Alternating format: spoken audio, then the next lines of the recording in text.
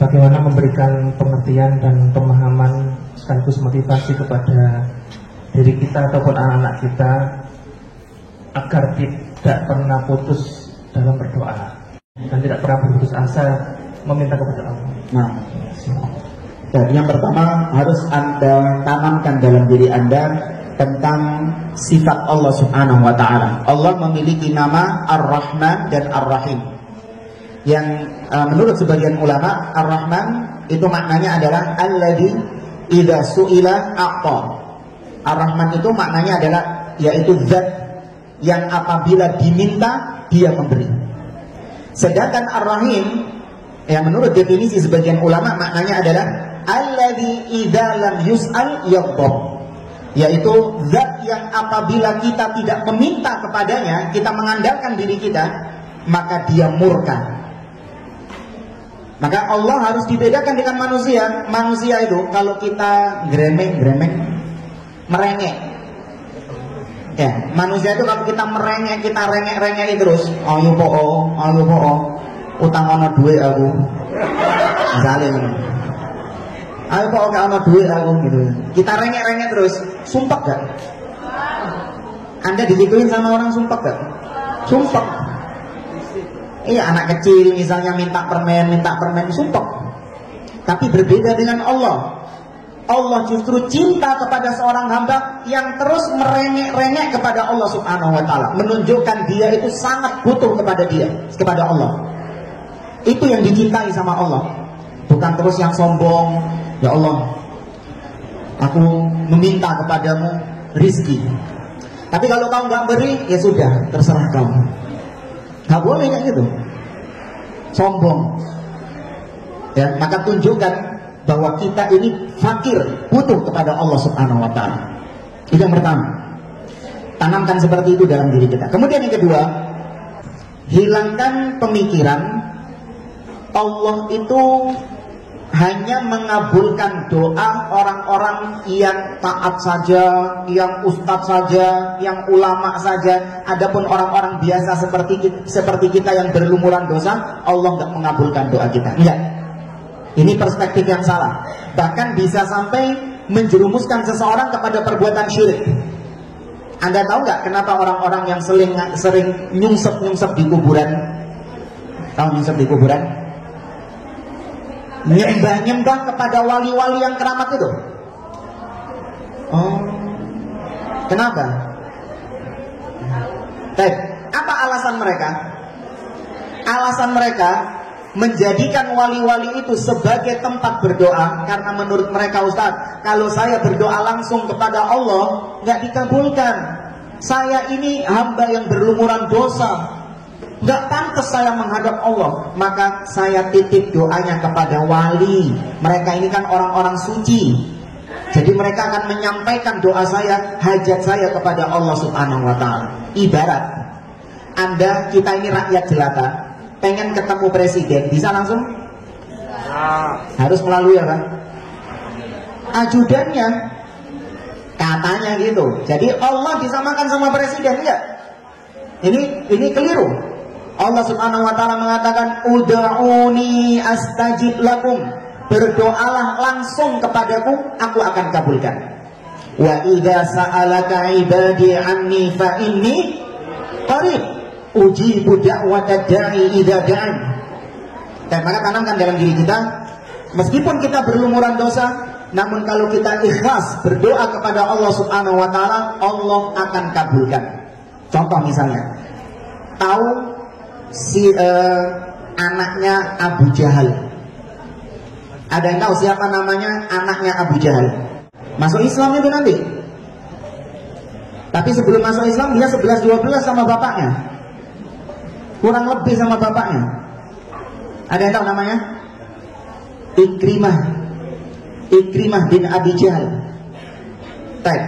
Dia ini sama bapaknya 11-12. Benci luar biasa kepada Nabi, memerangi Nabi, memusuhi Nabi. Sampai pada akhirnya ketika peristiwa Fathu Mekah, Nabi berhasil menaklukkan kota Mekah. Nabi memaafkan semua orang-orang Quraisy yang dulu menyakiti beliau.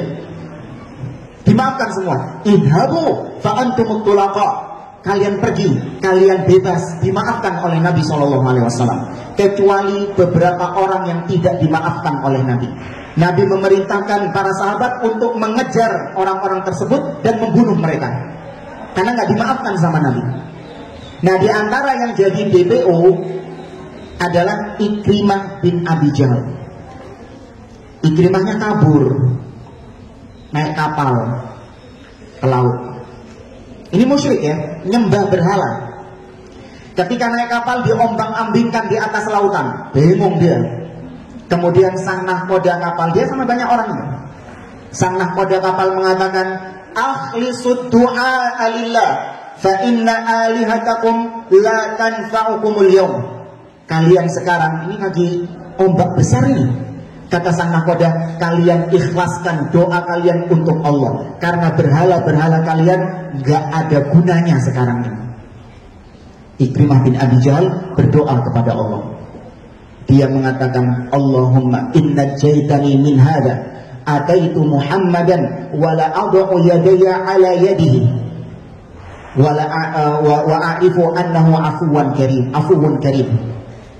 Kata Ikrimah, ya Allah, apabila engkau menyelamatkan aku dari musibah ini, sungguh aku berjanji akan mendatangi Muhammad. Bayangkan orang yang ngincer dia, diparangi sama dia. Kalau kau menyelamatkan aku akan datangi Muhammad. Aku akan letakkan tanganku di atas tangannya, yaitu aku akan minta maaf kepada dia dan aku akan beriman kepadanya. Dan aku mengenal Muhammad itu orangnya pemaaf. Gimana kelanjutannya? Dikabulkan gak doanya sama Allah? Kabulkan. Diselamatkan ke daratan. Lihat, yang berdoa ini orang siapa? Orang kafir musyrik. Tapi ketika beribadah, berdoa kepada Allah, Allah penuhi janjinya. Kita nggak seburuk Ikrimah bin Abi Jahal. Ada di sini yang pernah merangi Nabi Muhammad, mencaci maki Nabi Muhammad, ada? Nggak ada. Kita nggak seburuk Ikrimah bin Abi Jahal. Tapi Allah kabulkan doa Ikrimah. Maka kenapa Allah tidak mengabulkan doa kita? Enggak. Ya, Allah mengabulkan doa kita. Nah, yang ketiga, tanamkan kepada diri Anda bahwa namanya dikabulkan doa itu nggak mesti sesuai dengan request. Nggak mesti sesuai dengan request. Allah yang lebih tahu apa yang kita butuhkan. Ya, apa yang kita butuhkan Allah lebih tahu. Loh Ustaz, kalau kita doa kemudian nggak dikabulkan, artinya nggak sesuai dengan apa yang kita minta, ya itu kan namanya nggak dikabulkan. Bukan. Allah ketika diminta pasti dikabulkan. Nah, bentuk pengabulan Allah itu beragam. Yang pertama, Allah mengabulkannya sesuai dengan permintaan Anda. Yang tadi minta istri lagi, sesuai dengan permintaannya. Dikei bojo meneh. Tuh, diamini lah. Baik.